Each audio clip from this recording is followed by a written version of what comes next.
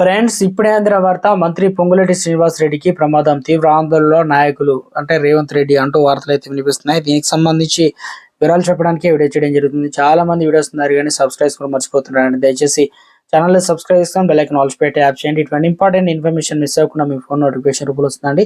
చాలా మంది చూస్తున్నారు కానీ లైక్ చేయడానికి దయచేసి లైక్ చేయండి. ఇన్ఫర్మేషన్ అందరూ రీచ్ చేసిన వారు అవుతాం మనం.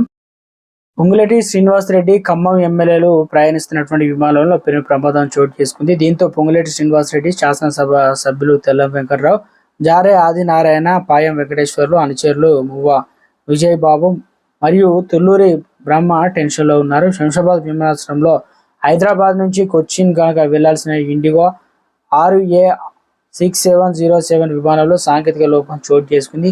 ఈ కారణంగా దాదాపు గంట నుండి టేకాఫ్ కాకుండా రన్వే పై నిలిచిపోయింది విమానం. ప్రయాణికుల్లో రెవెన్యూ శాఖ మంత్రులు పొంగులేటి శ్రీనివాస్ రెడ్డి, శాసనసభ్యులు తెల్లం వెంకట్రావు, జారే ఆదినారాయణ, పాయం వెంకటేశ్వర్లు, అనుచరులు మువ్వ విజయ్, తుల్లూరి బ్రహ్మయ్య ఉన్నారు. ఇక్కడ చూసుకోవచ్చండి, టేకాఫ్ కోసం ఎదురు చూస్తున్నారు. ఏం జరుగుతుంది? మొత్తానికి ప్రయాణిస్తున్నటువంటి విమానం పెను ప్రమాదం చోటు